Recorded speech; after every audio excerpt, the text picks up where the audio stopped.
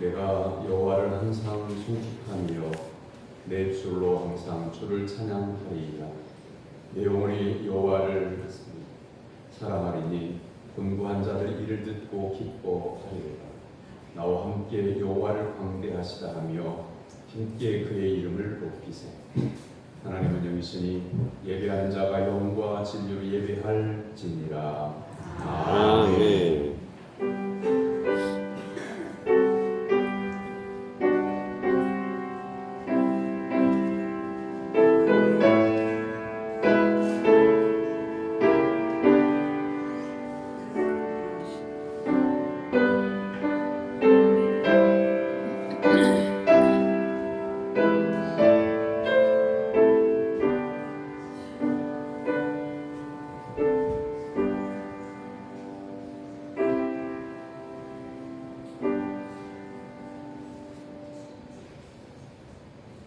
보좌에 앉으셔서 온 나라와 백성을 통치하시는 하나님 아버지, 주님의 백성들이 거룩한 주일을 맞이하여 하나님이 계신 성전에 나와 예배 통합 예배를 드립니다. 마음과 뜻과 정성을 다하여 드리는 우리의 찬송과 기도와 예물을 받아 주옵소서. 겸손하게 엎드린 하나님의 자녀들을 사랑하사 주의 법도를 베풀어 주시고 온전한 말씀으로 가르쳐 주옵소서. 아멘. 찬양을 받으시기 합당하신 하나님께만 영광을 올려드리오며 예수 그리스도의 이름으로 기원하옵나이다. 아멘. 다 같이 일어나서 찬양의 찬송 3장 찬송합니다.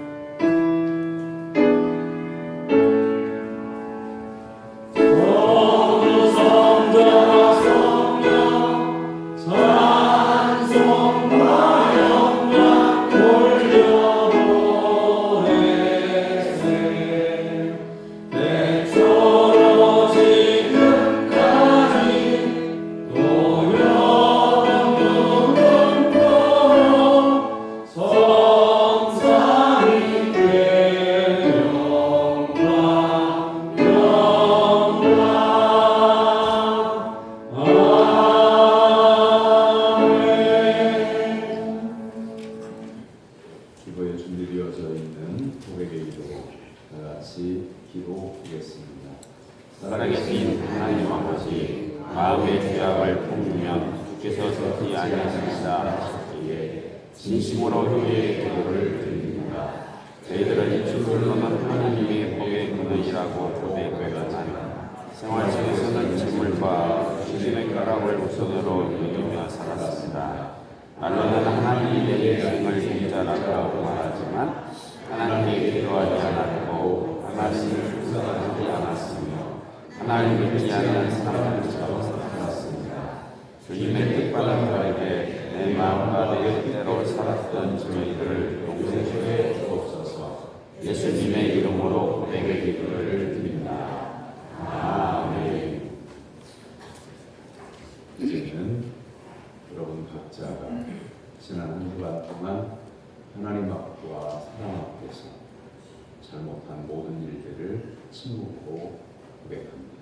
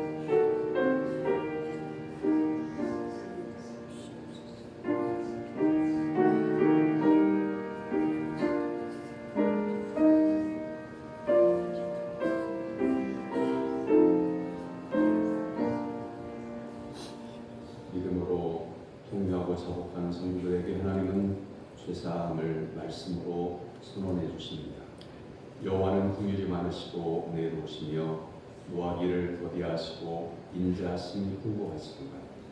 자주 경책하지 아니하시며 너를 영원히 품지 아니하시리로다. 아멘. 성시교독은 그러면 21번 10편 34편에 있는 말씀입니다.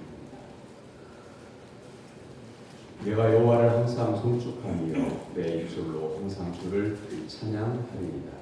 내 영혼이 여호와를 자랑하리니 공부한 자들이 이를 듣고 기뻐하리로다. 나와 함께 여호와를 경배하시라 하며 함께 그의 이름을 부르짖으세.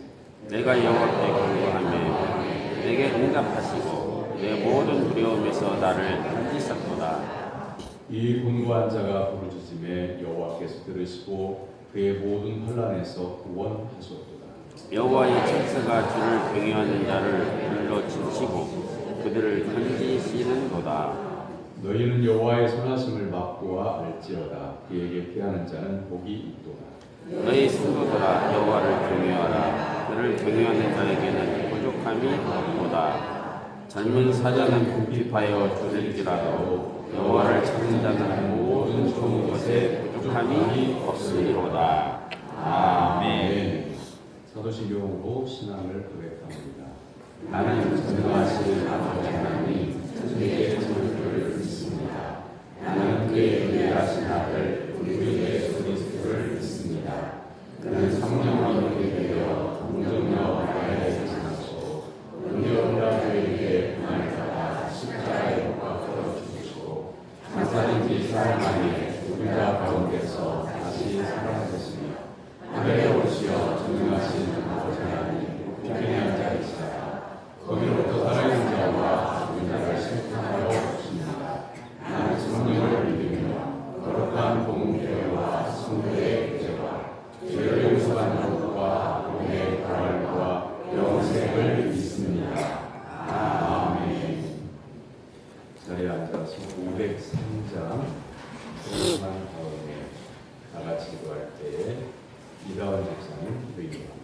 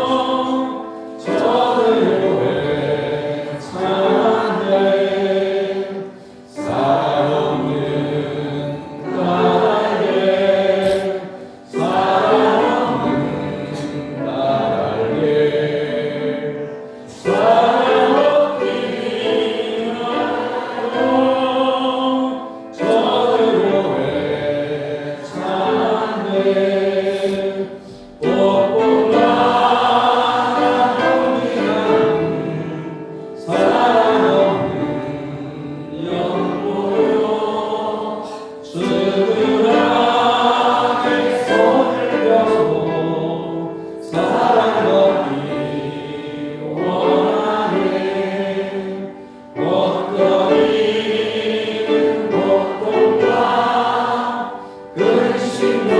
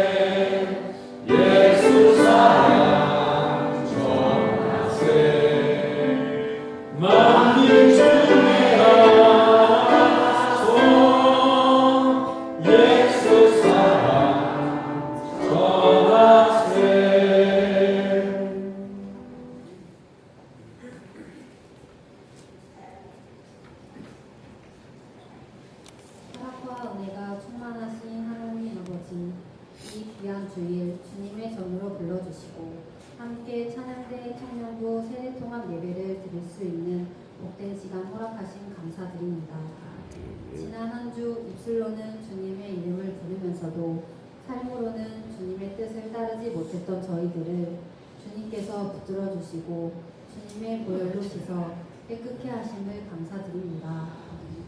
조금 더 나은 주님의 자녀가 되게 하시고 저희를 부르신 자리에서 삶을 들여 찬송하게 하시며 저희의 걸음이 구별된 걸음으로 내 삶의 고백이 하나님의 능력을 나타내며 살 수 있도록 성령님 늘 함께하여 주시옵소서. 아멘.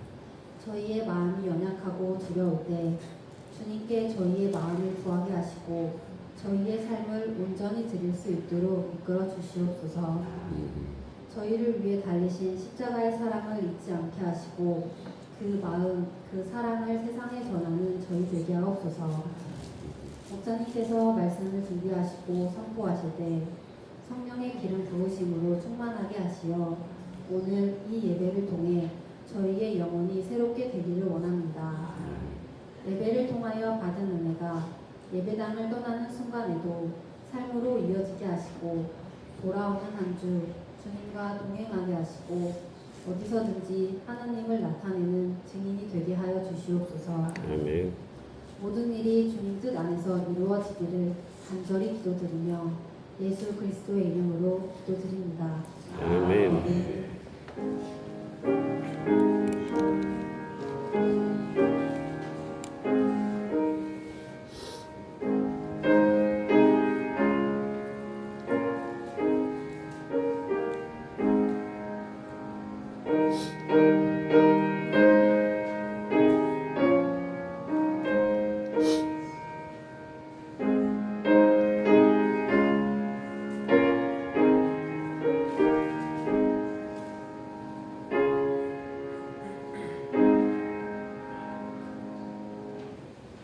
믿음으로 성도들이 하나님께 드린 예물을 공헌합니다.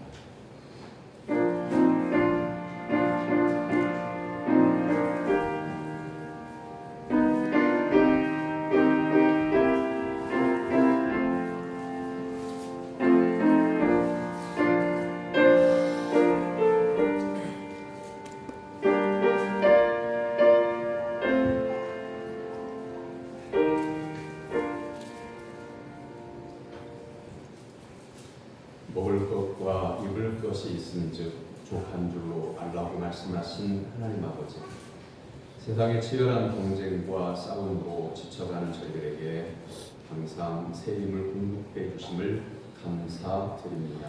저에게 모든 것 공급해 주시는 하나님께 감사하는 마음으로 예물을 구별하여 올려드립니다. 저에게 있는 모든 것이 하나님의 것임을 인정하며 소득의 10분의 1을 구별하여 11조를 드립니다. 한량없는 은혜, 갚을 길 없는 은혜에 감사하여 감사 예물을 구별하여 드립니다. 매 주일마다 하나님의 전에 나올 때에 주정금을 구별하여 드립니다. 하나님의 선교를 위하여 선교금을 드리며 소원의 기도에 제목을 담아 1,000번째 헌금과 또한 약정한 건축 헌금을 드립니다. 육의 양식에서 구별한 승리를 하나님을 사랑하는 마음으로 드립니다. 그 가정에 선지자의 상급을 허락하여 주옵소서. 믿음으로 드린 이 모든 예물 위에 안수하여 거룩하게 하시고 드리는 마음에 하늘의 신령한 복으로 채워 주옵소서.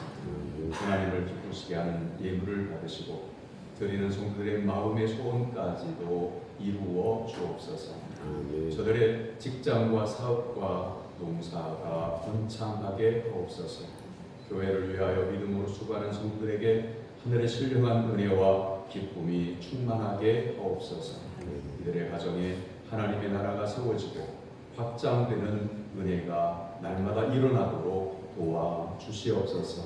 예수님의 이름으로 기도하옵나이다. 아멘. 하나님께서 오늘 우리에게 주신 말씀은 요한복음 13장 34절입니다.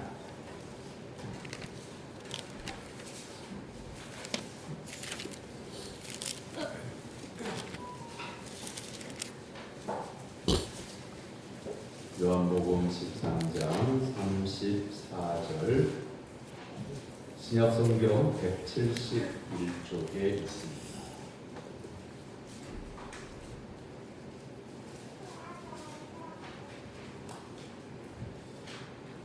이제 우리 다 같이 한 목소리로 하나님의 말씀을 받들어 읽겠습니다.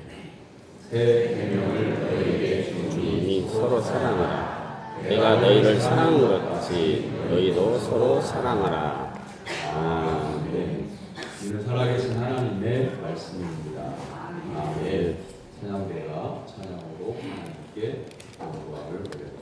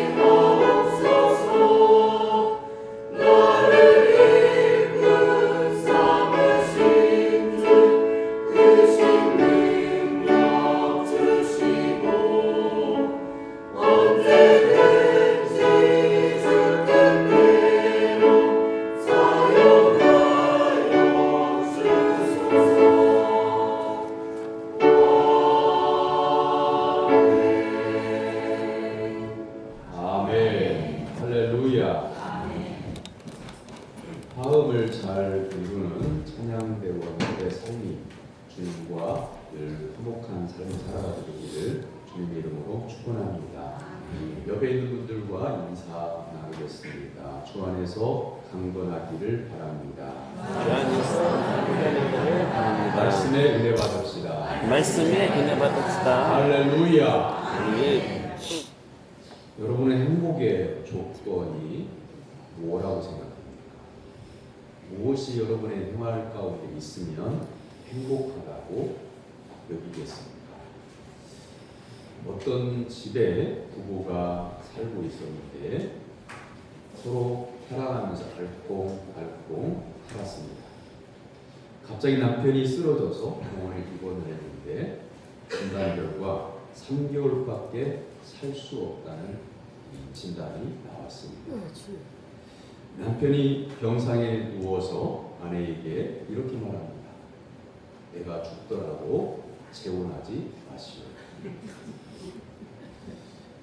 아내는 고개를 끄덕거렸습니다. 그런데 남편이 믿었지 않아서 당신은 예뻐서 남자들이 혼자 살게 놔둘 리가 없어요.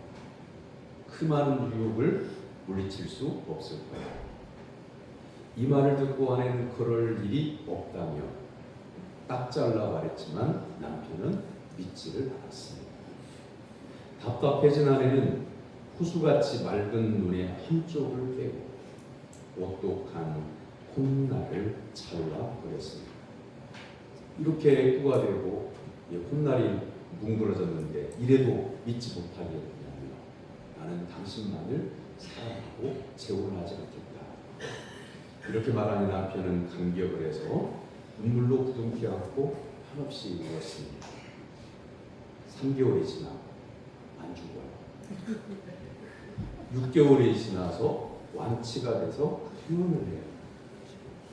이제 그토록 꿈꾸던 행복한 가정으로 돌아왔으면 얼마나 행복하겠어요? 그런데 남편이 어느 날 아내를 앉혀놓고 말합니다. 미안하지만 나는 애꾸눈에다 코까지 없는 여자와는 살 수 없습니다. 하고 그 아내를 내쳤다는 이야기. 행복의 조건이 뭐냐 그걸 얘기하고 있는 거잖아요. 미국의 피터 행슨이라고 하는 예방의학자는 사람이 일평생 동안 건강하려면 3가지를 잘해야 된다. 첫 번째는 내 몸에 맞는 음식을 적당히 먹어야 된다. 삼복도유라고 해서 무조건 이렇게 먹는 음식들이 있잖아요. 근데 사람마다 체질이 달라서 그리고 먹는 양도 달라서 먹는 음식과 종류와 양을 적절하게 먹을 수 있어야 건강할 거예요. 많이 먹고 좋다고 하는 것을 다 먹는다고 해서 결코 건강하지 않다는 얘기예요. 두 번째는 적당한 운동을 해라. 나이에 맞는. 그러니까 젊었을 때는 뛰기도 하겠죠. 그런데 나이가 들면 걷기라고 해서. 그리고요, 식사를 마치고 나면 10분 이내에 10분 정도 걸어주면 좋습니다. 천천히. 그러면 소화를 도와준대요. 세 번째는 나쁜 습관에서 벗어나야 건강하게 살 수 있대요. 여러분, 아침에 못 일어나는 사람들은 다 그런 건 아니지만 밤에 늦게 자거나 아니면 밤에 어떤 일들을 하기 때문에 이 생활 습관 때문에 아침에 일어나기가 힘듭니다. 제가 전도하려고 하는 전도 대상자 중에 술을 아주 좋아하는 사람이 있어요. 근데 예전에는 그 다음날 아침에도 쌩쌩하게 일어나서 일도 열심히 하고 그러더니 최근에는 아무런 소식이 없어서 전화를 해보면 휴일 같을 때 낮 11시, 12시에도 해롱해롱 지난밤에 마신 술이 깨질 않았어요. 그러니까 아침에 건강하게 일어나고 싶거든 간밤에 뭔가를 삼가해야 되는 거예요. 그런데 이것보다도 더 중요한 이야기를 피터 행슨은 덧붙입니다. 이 3가지 건강 비결은 절반의 건강 비결이다. 이 3가지 기본적인 생활을 하되 나머지 절반이 꼭 있어야 되는데 그 절반은 사랑이다. 라고 이렇게 말을 했어요. 근데 이 사랑은 건강 비결의 절반이긴 하지만 또 이분은 뭐라고 결론을 낸다면 사람이 살고 죽는 문제가 사랑의 문제다. 이렇게 정의를 했습니다. 사람은 밥으로만 살지 않아요. 예수님 말씀하신 것처럼 신명기에 나오는 말씀처럼 하나님의 말씀으로 살아요. 하나님의 말씀으로 한다고 하는 것은 율법을 지키면 우리가 사는 거구나. 그런 의미에서 말씀하신 게 아니고요. 하나님은 사랑의 하나님이시죠. 그리고 우리에게 말씀하시는 첫 번째 약속은 뭐냐면 내가 너를 사랑하구나. 그리고 예수 그리스도를 영접하는 자마다 영원한 생명을 주시겠다고 하는 약속을 해주시는데 영원의 생명의 조건은 뭐냐면 죄 사함이 되는 거잖아요. 그래서 하나님은 우리가 하나님의 말씀으로 한다고 했을 때 하나님을 나를 용서해 주신 그 말씀으로 또한 하나님께서 영원한 생명의 약속을 그 주신 말씀으로 우리가 산다고 하는 거예요. 이 말씀 속에 사랑이 듬뿍 담겨져 있는 겁니다.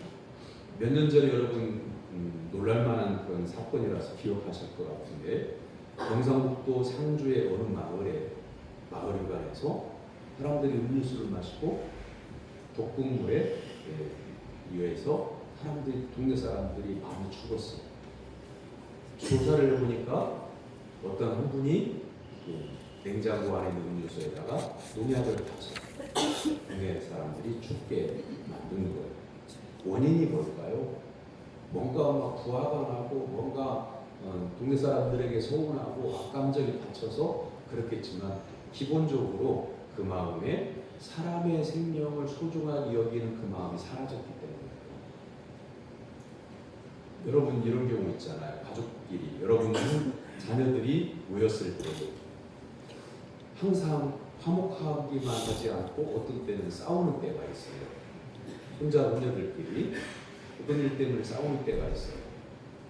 그런데 한 할아버지, 한 할머니의 아래에서 태어난 손자 손녀라고 할지라도 그 성품이 각각 달라요.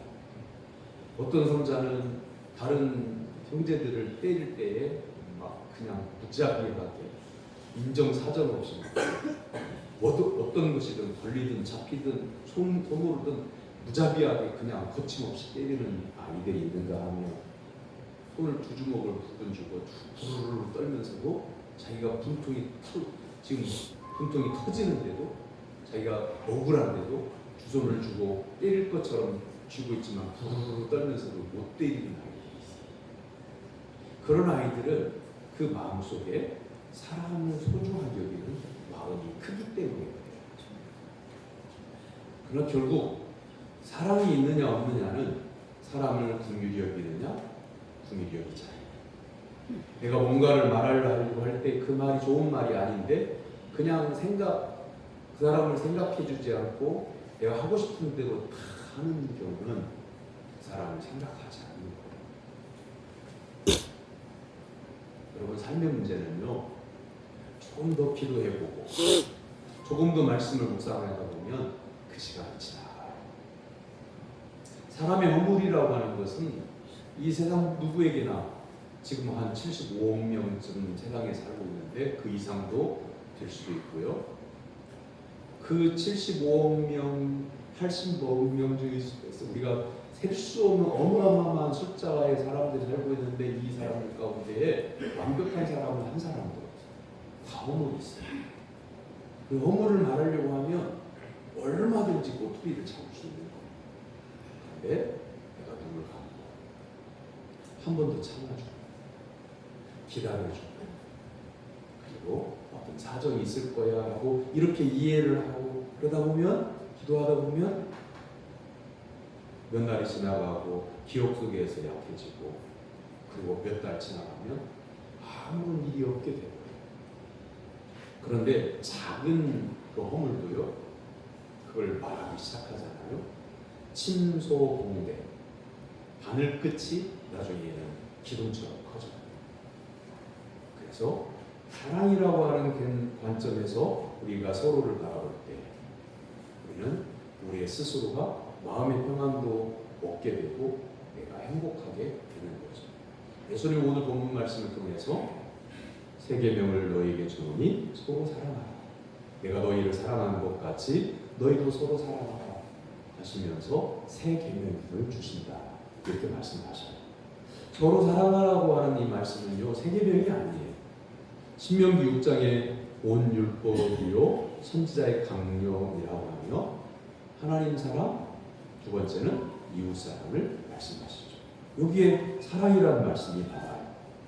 예수님 말씀하신 마태복음 22장 37절에서 40절은 신명기 6장의 말씀을 예수님이 다시 말씀하시는 거예요. 예수께서 이르시되 내 마음을 다하고 목숨을 다하고 뜻을 다하여 주 너희 하나님을 사랑하라 하셨으니 이것이 크고 첫째 되는 계명이요 둘째도 그와 같으니 내 이웃을 내 자신과 같이 사랑하라 하셨으니 이 두 계명이 온 율법과 선지자의 강령입니다. 그리고 본문에서 예수님은 새 계명을 주신다고 말씀하시면서 너희도 서로 사랑하라 말씀하십니다. 예수님 말씀하신 이 새 계명이라고 하는 것은 이미 구약에 사랑하라는 말씀이 있기 때문에 새로운 내용은 아니에요. 근데 왜 새 계명이라고 하냐? 출애굽기 20장에 나오는 10계명을 살펴보면 제1은 너는 나 외에는 다른 신들을 내게 두지 말라. 제2는 너를 위하여 새긴 우상을 만들지 말고 또 위로 하늘에 있는 것이나 아래로 땅에 있는 것이나 땅 아래 물속에 있는 것에 어떤 형상도 만들지 말며 그것들에게 절하지 말며 그것들을 섬기지 말라. 제3은 너는 내 하나님 여호와의 이름을 망령되게 부르지 말라. 제4는 안식일을 기억하여 거룩하게 지키라. 이 세 사계명까지는 하나님을 사랑하라고 하는 말씀이에요. 그 다음에 5계명은 내 부모를 공경하라. 제6은 살인하지 말라. 제7은 간음하지 말라. 제8은 도둑질하지 말라. 제9는 내 이웃에 대하여 거짓 증거하지 말라. 제10은 내 이웃의 집을 탐내지 말라. 이 5계명에서 10계명까지는 이웃에 대한 그 사람을 사랑하라고 하는 말씀이죠. 근데 왜 예수님은 새 계명을 주신다고 말씀하셨을까? 10계명을 보면 무엇 하지 말아라, 무엇 하지 말아라, 무엇 하지 말아라 이렇게 말씀하셔요. 근데 예수님이 이 말을 바꾸십니다. 서로 사랑하라. 미워하지 말아라 이렇게 말씀하시는 분도 있잖아요. 그런데 하지 마라를 바꾸십니다. 사랑하라 이렇게. 계명에 담겨 있는 사랑을 우리가 한번 살펴봅니다. 10계명에서 5계명부터 10계명까지는 사람과의 관계를 말하고 있는 거잖아요. 예수님께서 서로 사랑하라 하신 대상들을 말하고 있는 거죠. 여러분 부모를 사랑하라. 계명을 지켜서 살인을 하지 말아요. 이게 사랑과 어떻게 연결이 될까요? 살인하지 말라고 하는 것, 남의 이웃을 탐내지 말라고 하는 것, 이게 어떻게 사랑으로 연결되냐 그 말이죠. 예를 들면 8계명은 뭐예요? 제 8계명은 도둑질하지 말라 있잖아요. 그럼 도둑질하지 않는 것이 이웃을 사랑하는 거라고 예수님이 말씀하시는 거죠. 여러분 일평생 동안 간직하고 싶은 소중한 것을 깊숙이 숨겨놨어요. 그거 얼마나 아깝게 생각하고 소중하게 여기는지 잘 꺼내지 보지도 않아요. 다를까. 그가 또 어느 날 생각나가지고 그 둔 장무 깊숙한 곳을 뒤지니까 없어. 사라졌어. 누군가가 손댄 흔적이 있고 그 소중한 것이 사라졌어. 그럼 여러분 마음이 어떨까요? 억장이 무너지죠. 아깝죠. 어디로 갔을까? 누가 손댔을까? 그러다가 막 부하가 치밀어 오르면 예수님을 믿는 성도라고 이렇게 말해요. 어느 놈이 가져갔어? 어느 놈이 가져갔어? 그러다가 또 부하가 안 풀리면 저주까지 해요. 그놈은 심리도 못 가고 발병을 한다. 이래요. 그걸 아까워 죽겠어요. 그런데 그걸 훔쳐가려고 하고 담장을 넘어온 사람이 장문 열고 뒤지다가 발견을 하고 그걸 손을 대려고 하는 순간 하나님의 음성이 들려요. 도둑질하지 말라. 이웃을 사랑하라. 그 말씀이 막 귓가에 들리고 쟁쟁거리고 에이 나 이거 필요해. 이거 팔아서 나 가난한 벗어야 돼. 내가 배고픔 벗어야 돼. 그러면서 서로 하는데 자꾸만 말씀이 들리는 거예요. 그래서 갈등하다가 손을 돌리고 조용히 담장을 넘어서 자기 집으로 돌아가요. 그걸 훔치러 들어오긴 했지만 자기 귓가에 이웃을 사랑하라고 하는 말씀, 도둑질하지 말라는 말씀, 이건 나쁜 거야 라고 이것을 잃은 사람 얼마나 마음이 아플까를 생각하다가 돌이켜서 도둑질하지 않고 돌아갔어요. 그러면요, 보세요. 주인은 그걸 몰라요. 그 사실 까마득히 몰라요. 마음이 평안. 그리고 훔치러 갔다가 손으로 대려고 하다가 음성이 들려서 멈추고 돌아간 사람도 마음이 평안하죠. 왜냐하면 자기가 범죄하지 않았기 때문에. 이웃의 마음을 아프게 하는 그런 행위를 하려고 했다가 그걸 취소하고 마음을 돌이켜서 이웃을 아프게 하지 않았기 때문에 마음이 평안해집니다. 그래서 예수님은 서로 사랑하라, 내가 너희를 사랑한 것 같이 내 계명을 주니 서로 사랑하라, 이렇게 말씀하십니다. 우리가 말씀 다 알아요. 교회를 다니는 성도님들은, 세례받은 성도님들은 성경 말씀을 다 통독하지 않았어도 설교를 통해서도 방송을 통해서도 성경을 읽다가도 하나님 말씀을 우리가 다 알아요. 10개면 기본적으로 다 알아요. 그런데 그 마음의 헌 마음처럼 들었던 말씀, 알고 있는 말씀도 내가 생활하는 습관대로 그 말씀대로 살지 않으면 그 이미 헌 마음인 거예요. 그 마음 속에다 예수님이 새 개념을 주노라. 마음을 새롭게 하시는 거죠. 내 마음 속에 성령의 바람을 불어넣으셔서 환기를 시키는 거죠. 여러분 집을 새로 건축하거나 아파트를 새 아파트로 이사를 해서 이게 새집 냄새가 나요. 그 새집 냄새가 나는 게 좋아요. 왜냐하면 평생 동안 내 집을 마련하겠다고 기도하고 꿈꾸고 계획을 세우고 준비하고 어렵게 내 집을 장만했을 때 그 새집 냄새가 좋은 거예요. 새집이기 때문에 좋은 게 아니라 그동안 내가 땀 흘려 수고하고 기도하면서 믿음의 달려올 길을 성실하게 달려오면서 일평생 동안 내 집을 처음 갖는 것이니 그래서 감사하고 기쁜 거예요. 그런데 새 집도요, 한 달쯤 지나면 첫날 입주해서 잠을 자려고 누웠더니 너무 흐뭇해서 잠이 안 오는 그것이 사라지기 시작해요. 그리고 새 집이라도 환기를 자주 시키지 않으면 된장 냄새에, 청국장 냄새에, 땀 냄새에 쪄들어서 한 2-3개월쯤 지나서 손님이 왔는데 친한 사람이라면 이렇게 얘기를 하는 거예요. 왜 집을 환기를 안 하나? 개개한 냄새가 난다. 사랑하는 성도 여러분, 우리의 마음도요, 성령의 바람을 받지 않으면, 말씀의 은혜로 내 심령의 생각을 갈아내지 않으면 인생이 고루해지는 거예요. 여러분 얼굴을 거울을 보세요. 육체의 나이가 늙어져 가면서 주름살 지는 것도 어쩔 수가 없는데요. 얼굴의 분위기라고 하는 게 있어요. 거울을 볼 때마다 얼굴이 표정이 평안한지, 미소를 지는지, 아니면 우거지상을 하고 있는지, 여러분 얼굴을 자주 살펴보세요. 그러면 여러분 내 얼굴이 거울에 비춰볼 때 내 얼굴이 마음에 안 들 때가 있잖아요. 그러면 어떤 생각을 하십니까? 성형외과 가가지고 뜯어, 그렇죠? 그런 생각을 하실 수도 있는데 그보다는 내가 말씀을 더 사모해야 되겠구나, 하나님의 은혜를 내 심령에 채워야 되겠구나, 생각을 먼저 하시는 것이 유익합니다. 그리고 말씀을 받아들일 때에 오로지 받아들이는 거죠. 그 말씀이 나에게 쓴 말씀일 수도 있어요. 지난 주간에 살아오면서 어떻게 다 보니까 오늘 설교 본문이 꼭 나에게 하시는 말씀처럼 준비된 것처럼 들려질 때가 있어요.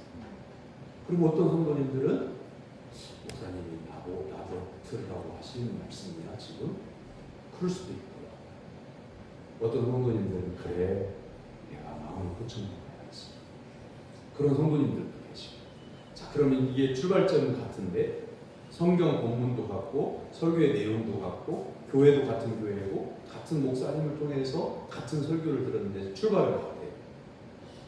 그런데 말씀을 받아들여서 내 삶을 고치겠다고 하는 정도는 점점점 좋아지는 거예요.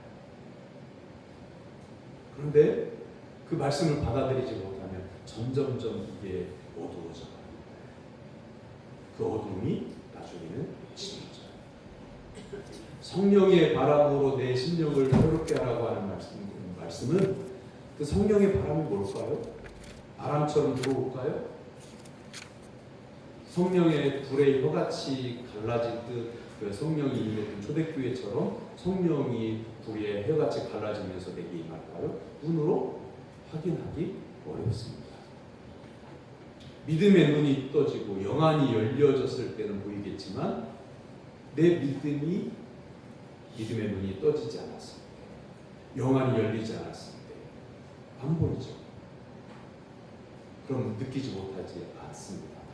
성령의 오심은요, 바람이 입으로 불 때 나뭇잎이 흔들리는 것을 보면 바람이 부는구나 알 수 있는 것처럼 성령님이 오시면 내 심령에, 내 마음에 있는 생각이나 또한 내가 늘 가지고 있는 주관이나 이런 것들이 가라지게 되기 때문에 본인도 느끼게 돼요. 그러면 이제 얼굴이 평안해지기 시작하는 거예요. 사랑하는 성도 여러분, 하나님의 말씀을 온전히 여러분의 마음에 담아서 항상 여러분의 마음은 하늘 평안이 차고 넘쳐나고 여러분의 얼굴에 은혜의 빛이 나오는 성도가 되기를 주님의 이름으로 축원합니다. 요즘은요 CCTV가 카메라가 여기저기 다 설치가 되어 있어서요 잘못하게 되면요 나중에 다 걸려요. 10년 전 통계예요. 한 사람이 하루에 밖에 외출했다가 돌아오고 집으로 돌아오는 동안에 카메라에 80번 찍힌대요. 10년 전 통계예요. 근데 10년 전보다 지금이 훨씬 더 카메라가 많아졌어요. 그럼 지금은 제가 통계를 확인을 안 했는데 하루 종일 1000번도 더 찍힐 수가 있어요. 성경에 하나님께서 말씀하시기를 모든 악은 모양이라고 버리라고 하나님께서 말씀하십니다. 마음의 생각도 하나님께서 감찰하신다고 했어요. 누가 알랴? 내 마음속에 있는 생각을 누가 알랴? 라고 생각할지 모르지만 여러분 자신이 알아요. 하나님이 아십니다. 그리고 잘못된 생각을 하면 여러분 믿음이 있다고 하면 내가 부끄러운 생각이 들어요. 내가 왜 이 정도밖에 안 될까? 그런 생각을 하게 되는 거죠. 사랑하는 성도 여러분 마음에 예수 그리스도의 마음을 품고 믿음 생활을 하루하루 더해져 갈수록 믿음이 예수 그리스도를 닮아가는 장성한 분량에까지 성장해가는 성도가 되기를 주님의 이름으로 축원합니다. 아멘.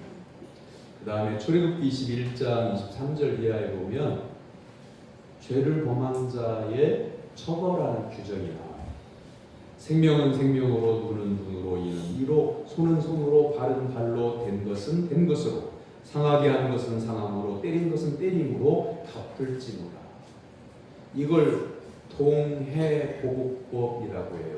같이 해를 입힌 것은 같이 갚을 때에 그렇게 해야 된다는 거예요. 그런데 이제 이건 내가 해를 입으면 해를 끼치는 사람에게 같은 걸 해를 끼쳐야 된다 이런 의미가 아니에요. 기독교는 사랑의 종교잖아요. 하나님께서 나의 손을 다치게 한 사람을 똑같이 손을 다치게 해라 이렇게 보복하라 그런 목적으로 주실 리가 없어요. 그럼 어떤 말씀이냐면 이런 경우가 있잖아요. 자녀들끼리 동네에서 놀다가 어떻게 하다 보니까 친구를 다치게 했어요. 그래서 살갗이 좀 벗겨지고 피가 나고 그랬어요. 그러면 이제 엄마가 그렇게 다치게 한 아이의 엄마가 마데카솔 사가지고 약 사가지고 가지고 가서 이 약 바르세요. 상처나게 해서 미안합니다. 우리 아이 용서해 주세요. 그럼 약간의 상처 난 거 마데카솔 몇 번 바르면 나을 수 있는 것은요. 누구나 아이고 애들이 놀다 보면 그럴 수 있지요. 걱정하지 마세요. 편히 가세요. 야, 발을 줄게요. 이렇게 안심을 시키고 가기로 화해도 되고 용서도 받아요. 그런데 팔을 작신 분질러 놓고 이러고 그래 놓고는 아이고 그냥 그 기부사 하면 몇 주간이면 나와요. 용서해 주세요. 그러면 어느 부모가 그래요 그럽시다 이렇게 할 부모가 어디 있어요? 여기 막 그냥 자기 아이가 팔이 부러져 가지고 뼈를 사진을 찍었더니 막 아주 아예 착살이 났어요. 그러면 막 내가 이놈 시키 그만하는다. 그 부모가 나설 거 아닙니까? 그럼 똑같이 팔을 부러뜨려야 되는데 그럴 수 있냐 말이죠. 예수님 말씀하신 하나님 말씀하신 출애굽기에서 말씀하고 있는 이 동해복법은 감정에 지나쳐서 내가 상처 입은 것보다 더 많이 보복하는 것을 방지하려고 하는 말씀인 거죠. 여러분 베니스의 상인이라고 하는 소설이 있어요. 여기에 유대인이 고리대교 목자. 그래서 사업을 하고 있는 기독교인이 이 유대인이 고리대교 목자에게 돈을 빌려요. 돈을 빌릴 때에 계약서를 썼는데 돈을 갚지 못하면 가슴팍에 있는 살 1파운드를 도려낸다 하는 계약서를 썼어요. 근데 이 기독교인이 장사를 열심히 하려고 했는데 장사가 안 돼가지고 돈을 못 갚았어요. 계약 날짜가 됐습니다. 그래서 계약서를 들고 와서 돈을 마련하지 못했으니 용서해 주시고 기간을 좀만 늘려주세요 그랬더니 이 고리대교 목자가 계약서대로 합시다. 가슴팍에 있는 살 1파운드를 떼어냅시다. 기간 연장은 없습니다. 법대로 합시다. 그런 거예요. 그래서 기독교인 이제 결국 두 사람이 재판장 앞에 판사 앞에 섰어요. 판사가 이 이야기를 들어보더니 계약서도 보더니 판결을 내려요. 소소. 돈을 빌려준 사람은 이 사람의 가슴팍에서 살을 1파운드 떼어내시오. 이 사람 보복하려고 그렇게 했던 거거든요. 기분이 좋아져 칼을 들고 가슴팍에 있는 살을 떼려고 하는 순간 판사가 이렇게 말해요. 단, 피는 한 방울도 흘리지 마라. 계약서에 피를 흘려도 좋다는 내용이 없어요. 살을 1파운드만 잘라낸다. 이 내용만 있어요. 그럼 이 사람이 어떻게 해요? 칼을 떨어뜨리고 결국에는 가슴팍에 있는 살을 떼어내지 못하게 되죠. 여러분 율법의 정신이라고 하는 것은 바로 그런 거예요. 다른 사람의 생명, 내 생명이 소중한 만큼 소중한 거예요. 이 사랑이라고 하는 것을 개념을 우리 서로 사랑합시다라는 인사를 얼마든지 할 수 있어요. 그런데 내 마음 속에서 사람을 긍휼히 여기는 마음으로 진짜 존중하고 소중히 여기고 내 몸을 아끼는 것처럼 아끼는 것은 쉽지 않아요. 사람이 기분 좋을 때, 서로 관계가 좋을 때는 얼마든지 그럴 수 있어요. 그러나 여러분 늘 그 날만 새면 뭐 만나고 싶은 친구들이 있고 모이고 싶은 친구들이 있고 밥 먹고 싶은 친구들이 있잖아요. 그 친구들 만나면 야 우리는 어렸을 적부터 지금까지 친구니까 참 좋다. 우리 죽을 때까지 이 마음 변하지 말자. 이렇게 서로 맹세도 해요. 그런데 어떤 일들 때문에 그런 친구들도 마음이 갈라서는 때가 와요. 중요한 게 뭐겠어요? 다른 사람이 나에게 잘해줘서 나도 잘하겠다. 이건 유치한 거예요. 어린 아이들도 그렇게 해요. 예수님을 믿는 성도들의 사랑은 다른 사람에게 내가 받은 게 없어도 내 것을 주는 거예요. 그게 진정한 사랑인 겁니다. 예수님께서 오늘 우리에게 이렇게 말씀하십니다. 세 계명을 너에게 주노니 서로 사랑하라. 내가 너희를 사랑한 것 같이 너희도 서로 사랑하라.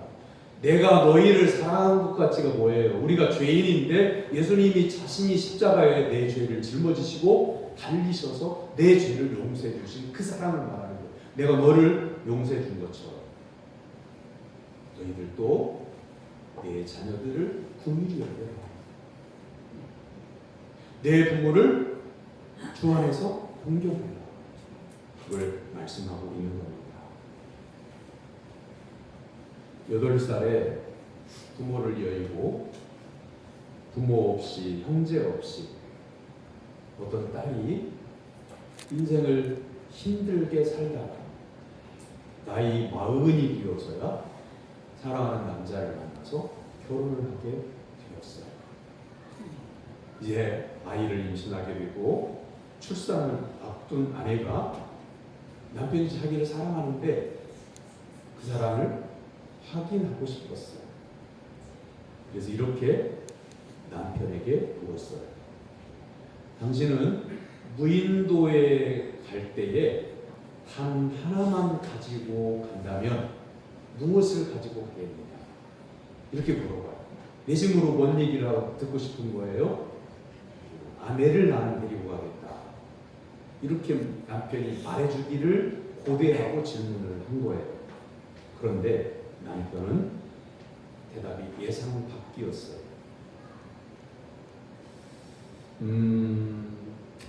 한 가지를 가지고 가라면 자기는 안 되겠다.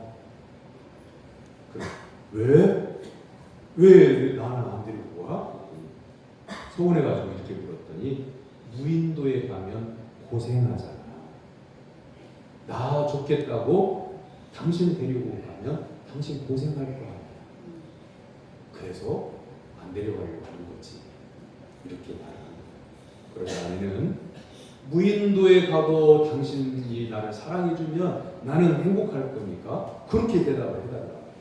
이렇게 말을 해서 남편이 그래? 당신 뜻이 그렇다면 당연히 사랑하는 당신을 내가 데리고 가야지. 그래서 서로 웃었다는 얘기예요. 그런데 그 후일까 이 아내는 두고두고 남편의 그 말이 기분이 좋았다고 그래요. 당신이 무인도에 가면 고생할 테니까. 그건 자기가 그만큼 아낀다는 얘기잖아요. 그 말에 남편의 마음이 읽혀져서 기분이 좋았다. 그런 얘기예요.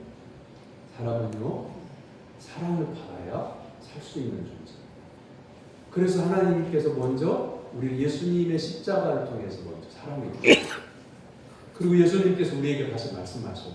내가 너희를 사랑하는 것 같이 너희도 서로 사랑하라. 말씀하셔요. 여러분 가족이 힘들게 하십니까? 아니면 여러분 일평생 동안 마음에 어두운 것이 있습니까? 맺힌 것이 있습니까?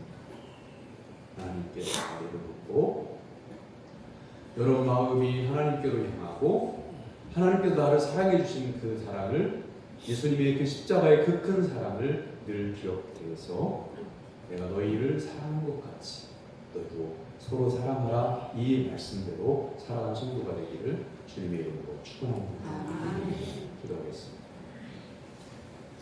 사랑의 하나님 아버지, 저희가 하나님께로부터 받은 사랑을 잊지 않게 하옵소서. 예수님의 이름으로 기도하옵나이다. 아멘. 오늘 찬양대 성령부 주간으로 세계 종합 예배 드렸습니다. 거듭 말씀드리지만 주일당 예배 한 번만 간소하게 드리는 게 아니라 모든 성도들이 한 사람도 빠짐없이 집중해서 드리는 예배가 세계 통합 예배입니다. 앞으로 유념해 주시고 다음 달 세계 통합 예배를 한 달 동안 준비해 주시면 감사하겠습니다. 다음 주일은 8월 첫째 주 감사 주일로 잡힙니다. 저는 월요일부터 토요일까지 수양 주간 같습니다. 토요일 날 새벽은 제가 인도하고요. 나머지 새벽은 두 분 장로님이 인도합니다. 다음 주일 난예배 후에 새가족 교육 있습니다. 이 구역에 김종환 집사님이 고관절 뼈가 자라서 뼈를 깎아내는 수술을 하고 보성 전주병원에서 지금 치료 중에 있습니다. 옆에 있는 분들과 얼굴 마주 보고 인사 나누겠습니다. 한 주간 동안 옆에 있는 분들에게 한 주간 동안 주 안에서 그 안에서 건강하기를 바랍니다. 건강하기를 바랍니다. 일어나서 55장 성수하겠습니다.